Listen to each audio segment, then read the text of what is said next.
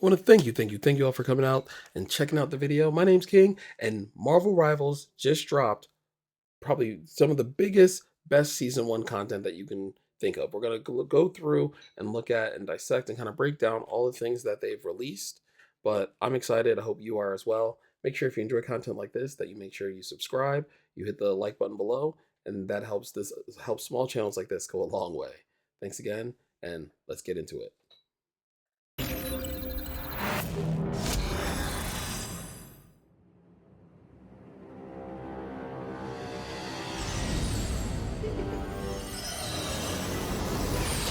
You have been sheltered by the light for far too long.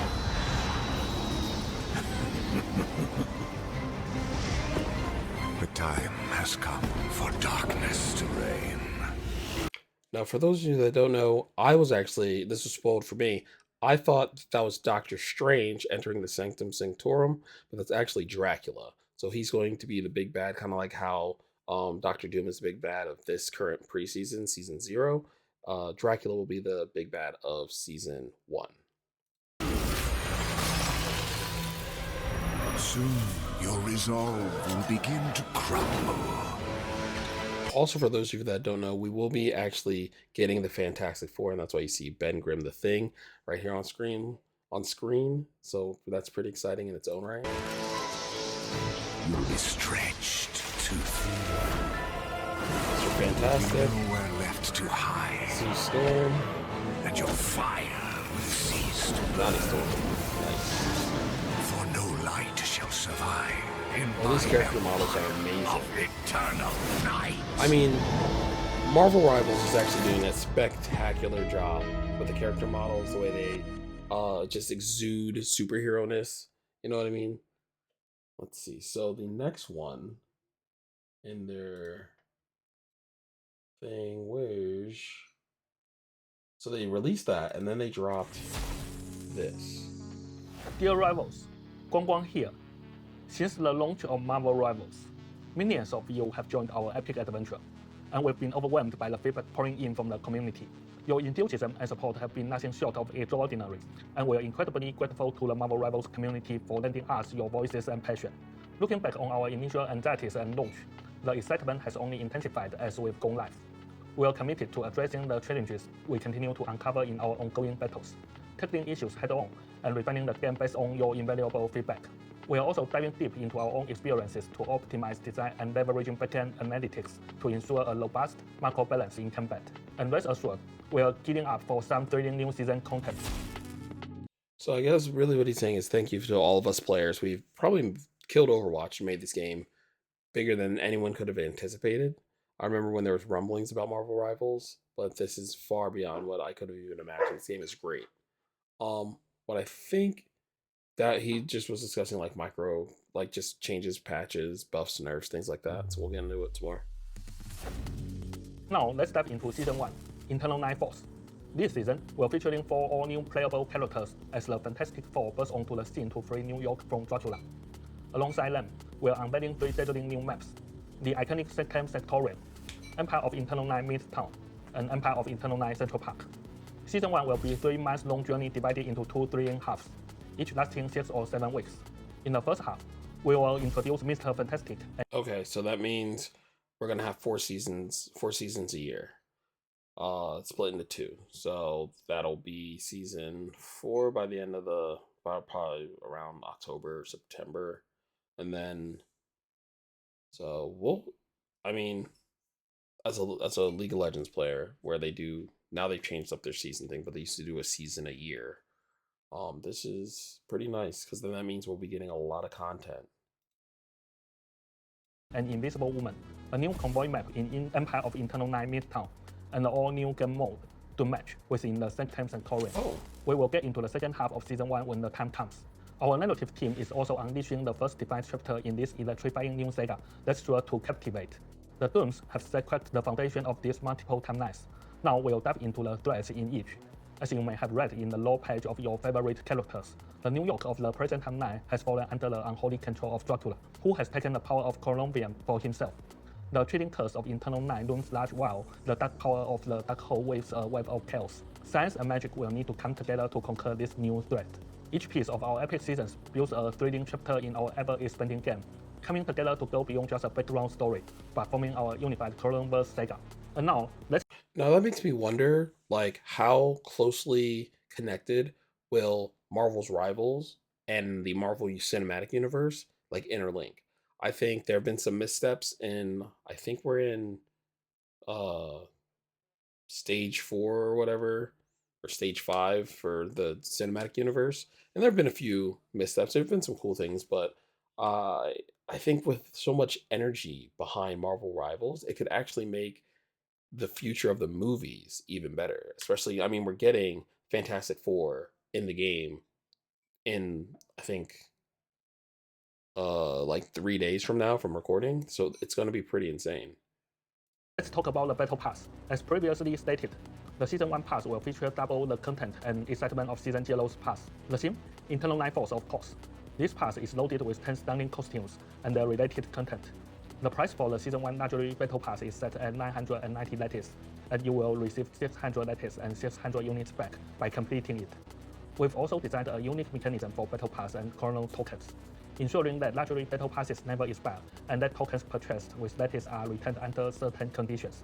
For all the nitty-gritty details, be sure to check out that Talk 9. We hope this design will elevate your experience. The Fantastic Four are Marvel's first family, and each heroic member is bursting with personality and power. During our brainstorming sessions, we unanimously agreed that bringing them into Marvel Rivals in one giant-sized season was the way to go. This 2-in-1 season features double the playable content of a regular season, and will bring up our total playable character count to 37 at the end. Okay, so he's saying that since it's double, normally double, so I'm assuming the plan going forward will be to release one character per split, since it's 3 months cut into 6 weeks and 6 weeks. So every 6 weeks going forward, because we're going to get two, then we're going to get two, and then after that, every 6 week going forward, I would assume the plan is to release one new character, which could be and will be probably really exciting. And it'll be cool to see who they end up bringing into the Marvel universe or into Marvel Rivals specifically. End of Season 1. Now I'm going to let Zhiyong speak more about the updates coming in Season 1, as well as more specific details on the new maps and Zhiyong! Going to you, Zhiyong. Greetings, Rivals. I'm Ziyong, and I'm excited to unveil the thrilling new adventures awaiting in the first half of Season 1, including new heroes, new maps, balance updates, and fresh changes to rank. Heroes. The legendary Mr. Fantastic and the brilliant Invisible Woman will join the ever-expanding roster in the first half of Season 1. Mr. Fantastic is a duelist. As the master of elasticity, he harnesses his incredible powers to reshape his body and outmaneuver his foes. Invisible Woman is a strategist, wield her mastery over psionic energy and force fields, and step into the fray with her wits to shoot allies and confound enemies. Stay tuned for an action-packed trailer that will showcase these iconic heroes in all their glory. Okay. We are introducing a new So convent. I think, I guess if I want to actually give commentary, I think we're gonna have, because normally right now in Marvel Rivals we have three. We have DPS, support, and tank, right? Or Vanguard, and I think they call them. My brain is just blanking on what they actually call the supports, but you know what I mean. Strategists. Yeah, there we go. I think Mr. Fantastic would make either a really cool Duelist or Vanguard because he's Mr. Fantastic.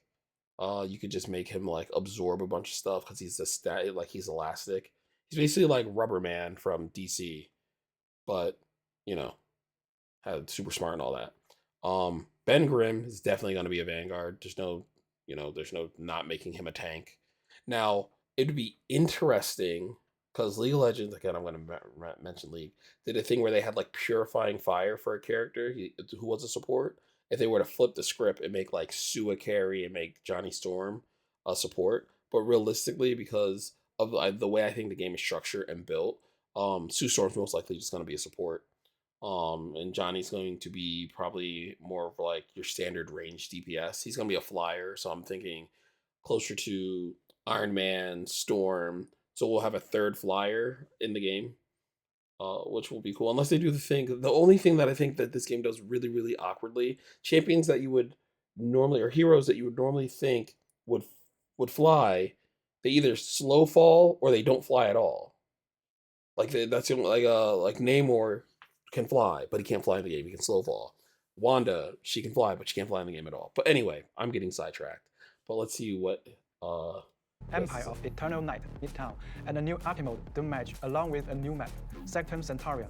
Brace yourself to enter the Sanctum Centaurion, the mystical residence of Social Supreme. Here, the very fabric of reality intertwines and falls within the astral plane, creating a wondrous and chaotic battleground. Here, 8 to 12 players will engage in combat across this mystical mansion with the top 50% claiming victory. Traverse through the omnipresent portals to unveil unique strategies in this spellbinding battlefield.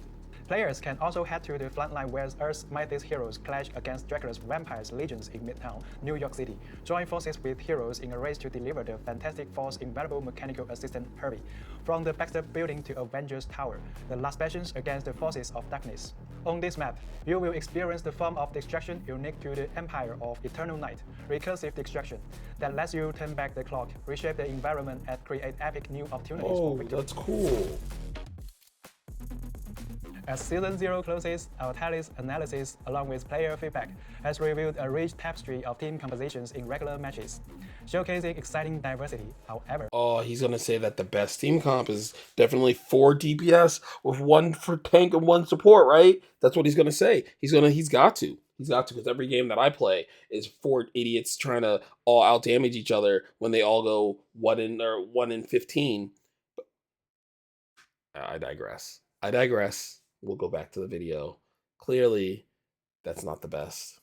as rank levels club, shield and range heroes combos seem to have become our first meta, with range theorists particularly dominating their lineups. In the first half of Season 1, we will be making crucial balance adjustments to keep the battles fresh. All right, let's see. If they're actually paying attention, they nerf Hawkeye and Hela. They probably buff someone like their Wanda, the Scarlet Witch, because she's supposed to do more damage, I think, against higher health targets. But the way her damage output works, she just never is able to get through all of their health. Like, you don't want her like one-shotting a tank. But the chip damage is supposed to be better because she can't like land a headshot. But the chip damage against higher health target is supposed to be better, I believe, right? Same thing with Cloak and Dagger. So I would buff those guys because I think they're supposed to be the tank shredders, along with Wolverine, who's also supposed to be a tank shredder. I would reclassify Wolverine as a Vanguard, give him like 200 more HP, and then maybe increase just a little bit more damage that he does to tanks. Or if he has more survivability, maybe I'll just keep the damage the same because he'll be able to stay alive longer. But either way, I think that clearly Hawkeye and Hela are a problem. You could probably buff up more Vanguards as well. I think someone who would be struggling in the Vanguard category would probably be, let's see, Strange is strong and good, so they might even nerf Strange. Hulk is pretty good, but I only ever see Hulks win, again, 4 DPS, 1 healer, 1 tank. And somebody's just like, well, I need to get in their back line. But I would say, and Thor is just a fake tank. Thor and Wolverine should probably swap. Thor does way too much damage, and Wolverine isn't tanky enough. That's something that I would do. Excuse me. That leaves me with what? Captain America, who I think is pretty... I don't know. You could do so much. You can make either his ult better, or you could give him a little bit more offensive capability. Because when I think of like his archetype, Captain America is actually way more of a backline disruptor, whereas like Wolverine is a frontline disruptor, right?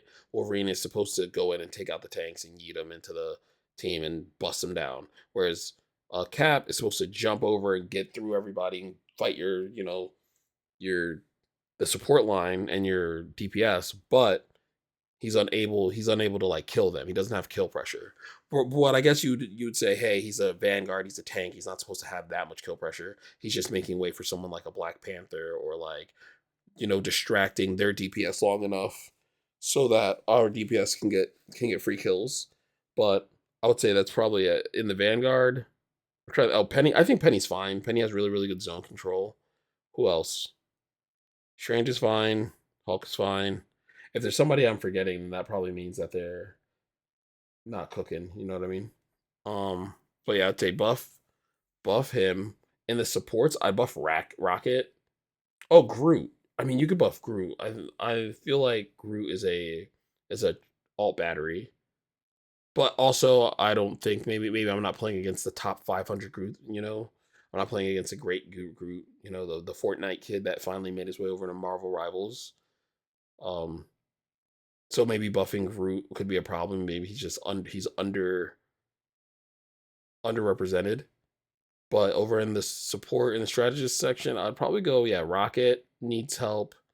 Luna and Mantis could probably lose like a little bit of a tapping down.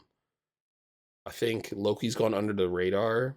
He probably needs a little bit of a nerf, but because nobody really plays him or knows what to do, you just leave him alone for now. And then when he becomes Giga Busted in the next patch, if they nerf Luna and Mantis, then you'll see, oh, this guy's a nightmare. Because I think Loki's like low key outside of Luna and Mantis, of course. He'd be number 3.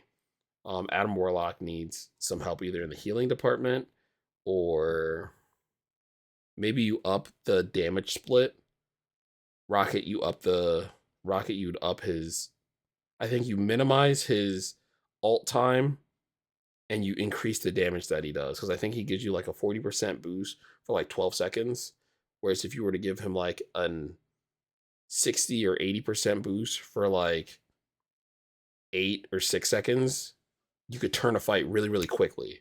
Like that's enough damage where if he drops that down and let's say the Punisher is doing his ultimate, that's a team wipe. That's a great combo because they work together, right? Peter Quill, he's beaming these tanks and taking them out. Like that's a good combo. Other than that, who else is over there? I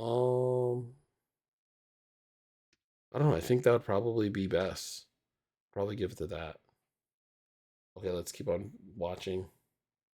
And exciting. Firstly, we will be slightly turning down the prowess of formidable ranged theorists like Hela and Hawkeye, ensuring all ranged heroes have a chance to shine. We are also enhancing the mobile tap vanguards like Captain America and Venom. Oh, Venom! I forgot about Venom. Yeah, he probably needs their allies with renewed vigor. Additionally, but see, that's because I think of Venom as like the not an all battery, but he is the cornerstone to the trifecta of him, Penny, and Peter. I think if you're running Penny, you should be running Venom. And then if you have somebody that can play Peter, then you run all 3. Because the boost that they get from Venom, it's not crazy a lot, but it helps you in so many sticky situations. Like if you're playing Penny or if you're playing Peter or Penny, you end up getting just a little bit extra time of survivability with the bonus ability that Venom gives you. We are boosting the capabilities of heroes that shine in specialized compositions, like Wolverine and Storm, to ensure they are the cornerstone of. Forgot about Storm, but there's so many DPS in this game, so yeah. Storm probably needs help. I think people are, once they learn how to play Storm and what she does, she's not going to be like S tier, but she'll be like high B, A tier. Because I've already seen some really, really good Storms play where they, so I learned from a video that Storms, everybody else's like healing ability is a cylinder, right?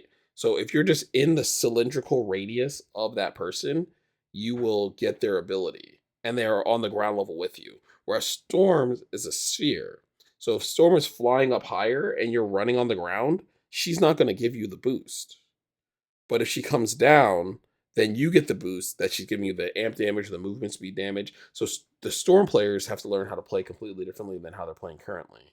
But like I said, I just recently learned that. And then I believe her abilities are kind of like the Hulk's clap, where they go through units with no damage fall off. So when you hit somebody with Storm's ability, you kind of want to try and line people up, but people don't play like that in this game. Unique strategies.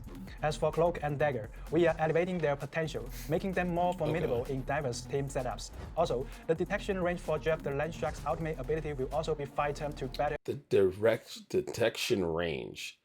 I think for Jeff, because I forgot about Jeff, I think they should make it where the more people Jeff eats, the slower he moves. Like it would still be like, oh, you're trying to strategically grab people and take them out of the fight for a while, but it wouldn't be you grab somebody and then you speed run to the edge of the map and you spit them out.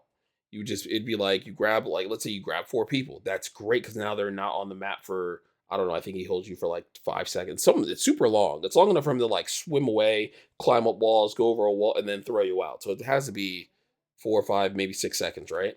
So that's still a long time to be out of a fight, capture a point to take charge or whatever. But what I think is that they made it where instead of him being like, it was like he was dramatically slowed, and then it would give counterplay because then people on the enemy team that didn't get swallowed up could fire at Jeff, forcing him to spin him out quickly and then like, do the dash. But I don't know. The brothers say they're giving better signals, so that might help. People might be getting caught by surprise, but I think it's a little bit more of like a positioning thing. Align with early warning signals. For the full breakdown of adjustments, keep your eyes peeled for official updates and the upcoming update to the official website. Speaking of the official website, we will review the hero pick rates and win rates as Season 0 draws to a close. For quick match, PC and console stats will be merged since players from both platforms can compete together. In contrast, competitive mode will feature separate stats organized by rank for a clearer understanding of battlefield dynamics. Yes. Expect this intel to drop every half season.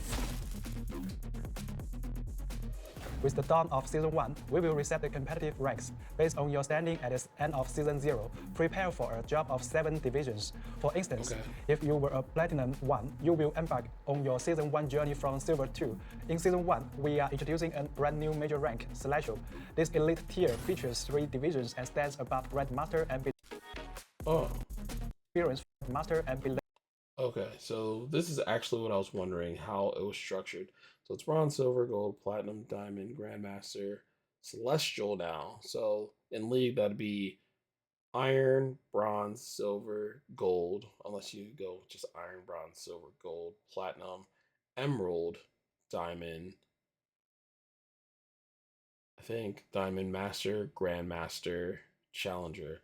So they have the same, I think it'd be about the same as iron, bronze, silver, gold, emerald, or platinum, emerald, diamond, masters, grandmasters, challenger. Okay, so there's one more rank in league. Okay, that's pretty cool, but that's only because this one doesn't have a super low rank. So this is Low eternity. closer to the old With one. this addition, we aim to provide a seamless experience for our top players. Last but not least, we've heard the community's feedback on preferences for playing the game we all love. We are adding a new graphic options that provides higher frame rates to meet the needs of competitive players. Additionally, we will introduce support for mouse acceleration settings, allowing users to customize their preferences. We will also be introducing a streamer mode in the first half of Season 1 for those aspiring Marvel Rivals streamers out there. Thank you for your unwavering support, Rivals. This is only the first half of the season, and the second half will bring more excitement when the Thing and Human Torch arrive on the battlefield in 6 to 7 weeks. We can't wait to see you all in the battle against Dracula to save New York. Ignite the battle. Okay, I'm enjoying. I'm loving this. This is sick. All right. All in all, I think I was just really, really happy at the end that he didn't say preferences and then drop like we're bringing roll queue. I know maybe I might be in the minority. I think if you like roll queue, if you really want to play roll queue in Marvel's Rivals, just go play Overwatch. Go play Overwatch. You don't have to mess up Marvel Rivals. Marvel Rivals is fun. As frustrated as I get by the 4 DPS, 1 tank, 1 support, it still works out in its own way. Instead of turning it into a game that has such harsh and hard metas, because even with those 4 DPS, you can still find a way to win. Or one of your DPS, grows a brain cell and decides, you know what, this probably isn't the best way for us to play. Let me switch to a tank. Let me be another healer. And then you end up winning, or maybe you talk to your team in chat and things like that. But all in all, this is, I think, going to be a great season, a great opening season, a great first season. This is a great zero season, preseason, whatever you want to call it. It was spectacular. Great entrance, did a lot of damage. Again, if you enjoyed content like this, feel free to drop a like, stop by the channel. I stream really infrequently, but I will be a little bit more serious about it. Well, other than that, I appreciate you for coming through. My name's King, and I'll hope you have a wonderful day. I'm outie. 5K.